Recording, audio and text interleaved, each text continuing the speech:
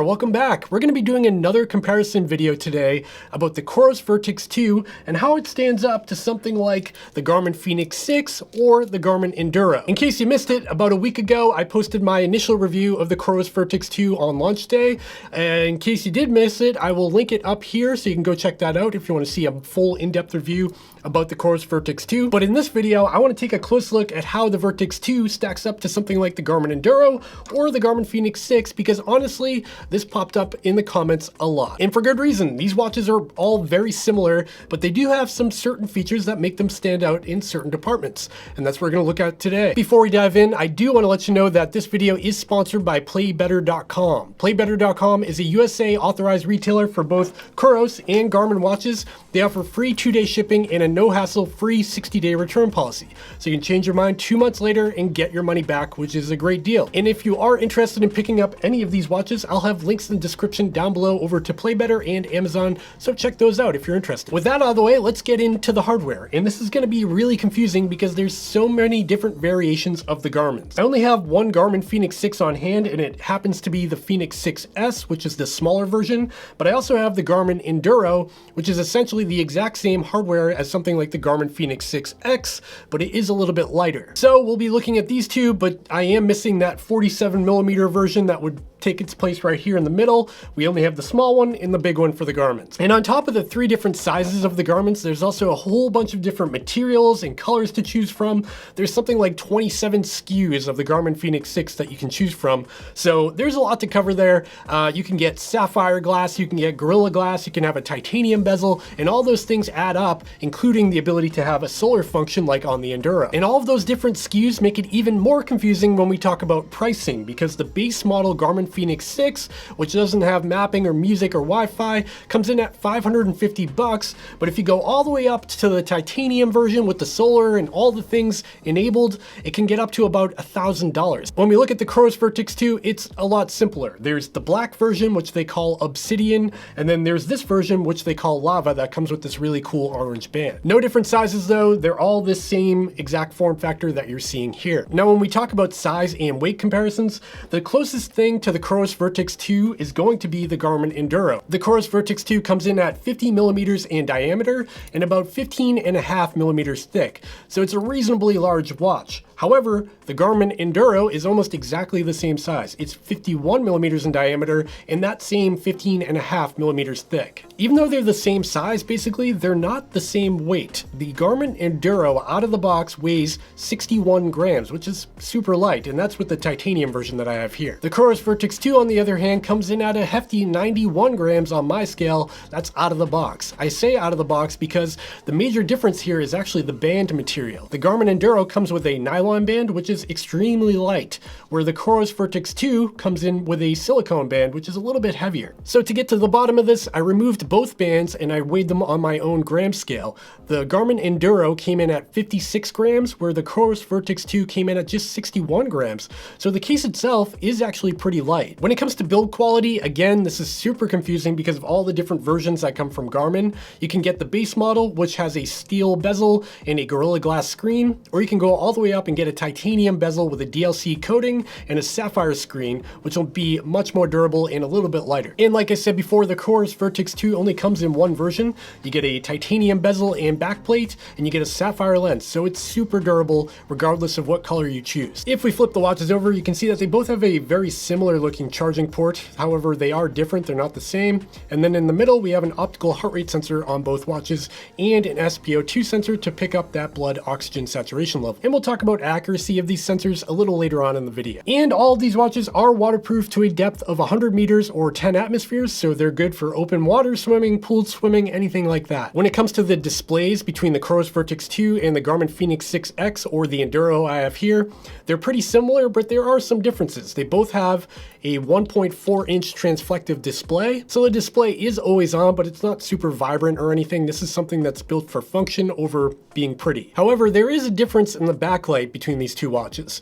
So on the Garmin Enduro and the Fenix 6X, you can actually increase the brightness up to 100%, or you can dial it back if you want to preserve a little bit of battery life. On the COROS VERTIX 2, there is no options to control your backlight brightness. You're basically set with whatever they decided to set it to out of the box, which is a little bit dim. I've also noticed that the contrast contrast on the Garmin's is just a little bit more crisper and brighter and a little easier to read in direct sunlight. And I've also noticed in terms of contrast between these two watches that the Garmin Enduro is just a lot easier to read at a glance because it's brighter, it's crisper, it's got more contrast, while the COROS VERTIX 2 is a little bit blue and washed out, doesn't really have high contrast. However, when these watches are outside in direct sunlight where it's really bright, they both look basically the same. In terms of buttons and controls between the Garmin and the VERTIX 2, they're pretty different. So the Garmin takes a very basic approach with a 5-button layout. So you've got up and down, select, start and stop, and a back button on the right here, where the COROS VERTIX 2 has 3 buttons. So you've got a backlight button at the top,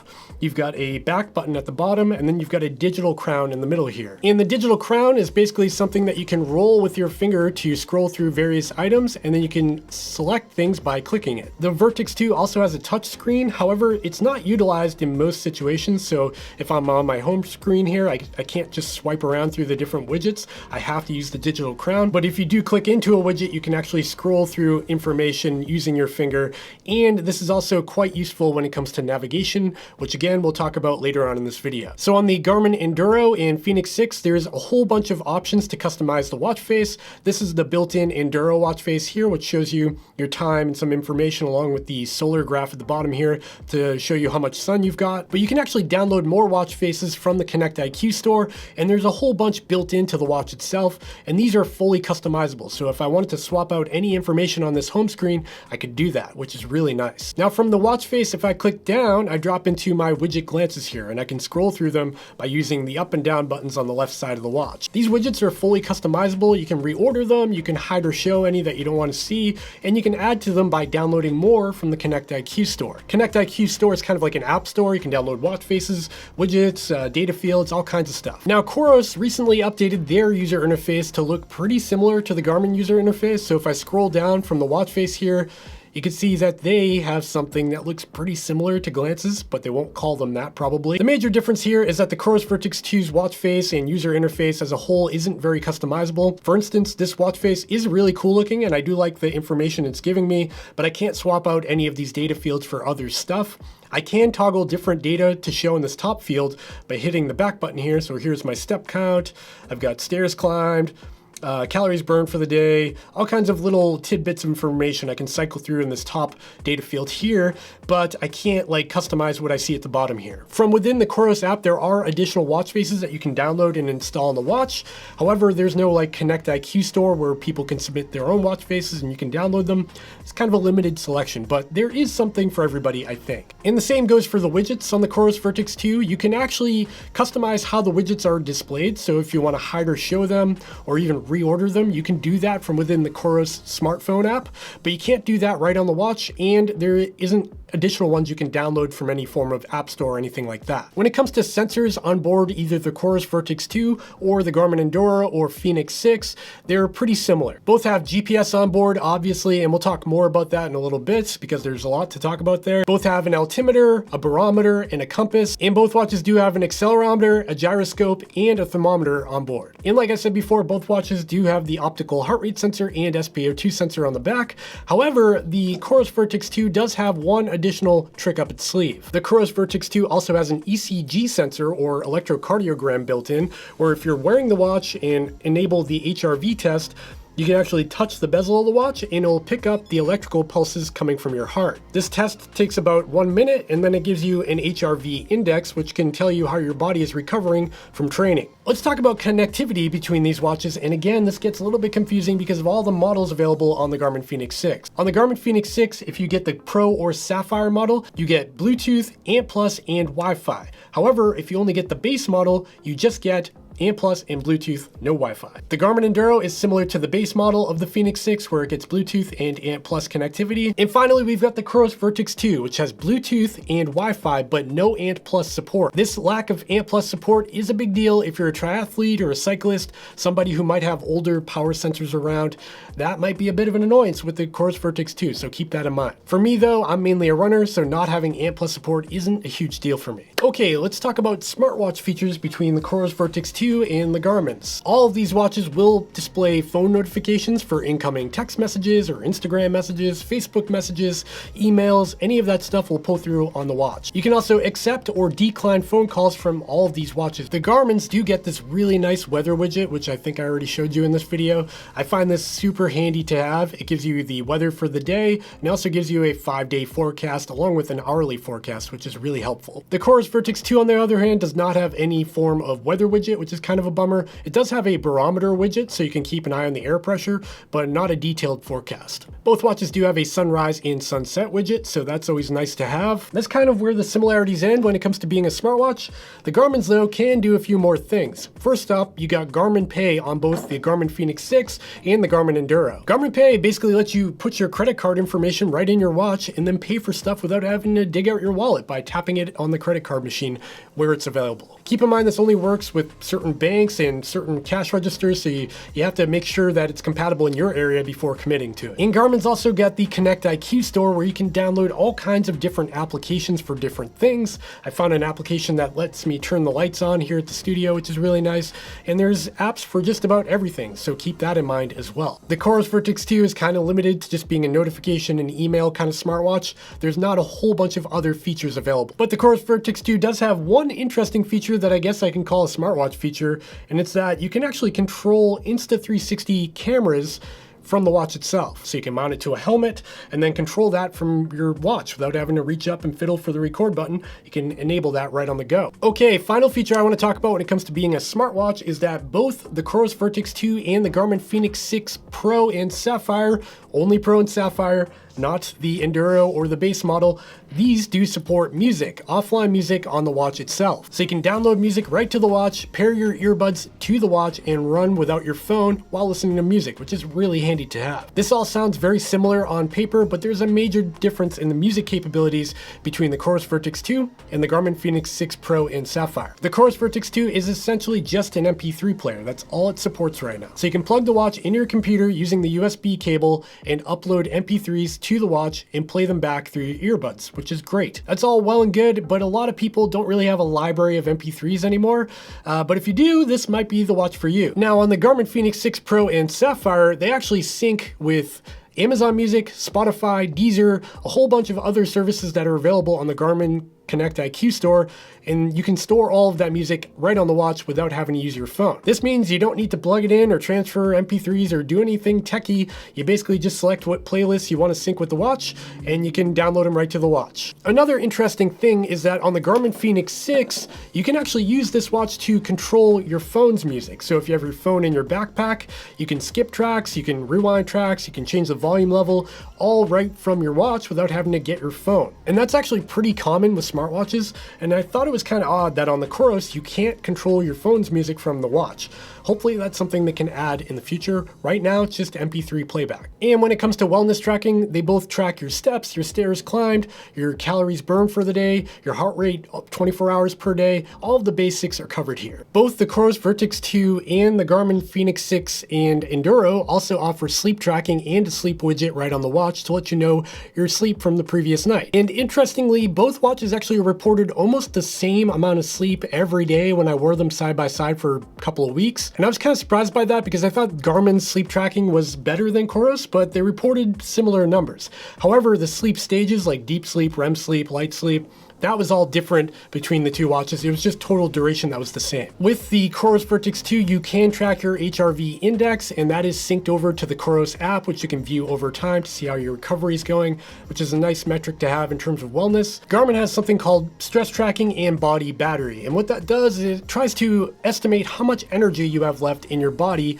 for the remaining day. So throughout the day, living your daily life, doing everyday things, your battery will slowly discharge. If you go for a run, it'll discharge quickly. And if you take a nap or fall asleep at night, it'll recharge. It's actually a pretty cool tool to gauge how much energy you have left and what you're up for that day. The COROS VERTIX 2 and the whole COROS ecosystem doesn't have anything comparable to body battery, but they do have some great training tools for running. COROS has something called COROS Evo Labs, which is recently launched a couple of months ago. Actually, I have a whole video about this this topic, and I'll link that up here so I don't have to dive too deep in this video. If you want to learn all about COROS training tools and Evo Labs, check out that video. What Evo Labs is basically a series of tools to help you understand how your training is improving your fitness over time. So you can see here, I've got my running performance. I'm at 98%. It says I'm fair. And if I scroll down, it actually has a race predictor to let me know what I could expect in terms of my best performance for given distances up to a marathon. Below that, I've got my fatigue level that tries to give me an idea of what kind of run I'm up for, and this is based on my 7-day training load. There's also a graph on the watch for your 7-day training load, and there's a recovery advisor to let you know how you're recovering from your most recent activity. Garmin does have a similar set of tools. You can see here, I've got my estimated VO2 max, and if I scroll down, I do have a race predictor that will give me expected times for given distances, just like we saw in the COROS. The Garmin Fenix 6 also has a training status, training load, and training zone widget, which is really nice to have. You can see here I've got my training status, says productive. If I go down, I've got my estimated VO2 max over time, which is pretty cool. Then I've got my 7-day training load, and then we've got our training load focus, which is pretty unique to the Garmin ecosystem and something I really like. It lets you know where your intensity levels are in all of your workouts. So if you've got a very low intensity level in every workout and you never get into that anaerobic state, you'll see that the purple line here will be too low. Below that, we've also got a recovery advisor, and this is really nice to have. And then we've got heat acclimation, which lets you know how your body is adapting to training in the heat. In general, both Garmin and COROS have some great training tools on board their watches and in the apps themselves. So there's really a tie here. When it comes to tracking an activity on the COROS VERTIX 2 or the Garmin Enduro or Fenix 6, they're all pretty similar. Both of these brands do have a ton of activity profiles to choose from. There's everything from running to hiking to indoor climbing, outdoor climbing, skiing, kite surfing, rowing, a lot of activities to choose from. Both these watches also have an indoor and outdoor track mode, which gives you a really accurate GPS track when you're running on a track. And both COROS and Garmin also offer triathlon and multi-sport modes, so you can do that swim, bike, run activity in one event with transitions built in. And another perk to buying one of these larger watches like the Garmin Enduro or the COROS VERTIX 2 is that they both support 8 data fields per page in an activity. This means you can see 8 bits of information, as you can see here on both watches,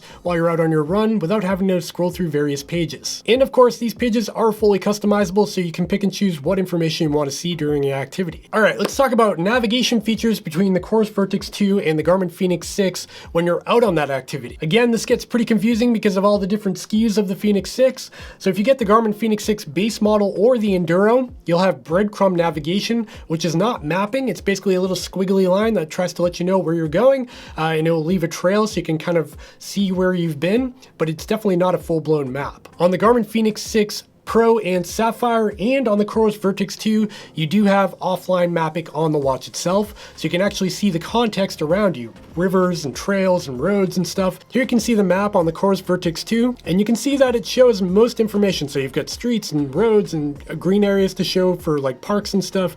However, there's no road names or labels or trail labels, nothing like that. What's nice about the mapping on the COROS VERTIX 2 is that you can use the touchscreen and scroll the wheel to zoom in and out, which makes it navigating it really easy. The map on the COROS VERTIX 2 is really just for context to see kind of what's around you. You can't use the map to actually create a route on the watch or anything like that, like put in an address and get turn-by-turn directions. That's just simply not what happens on the COROS VERTIX 2. And if we look at mapping on the Garmin Fenix 6 Sapphire that I have here, you can see it's a lot different. First of all, there are road names. So you've got road names, you've got trail names, you've got a bunch of information there. And not only that, you've got other things you can do with the navigation and the mapping.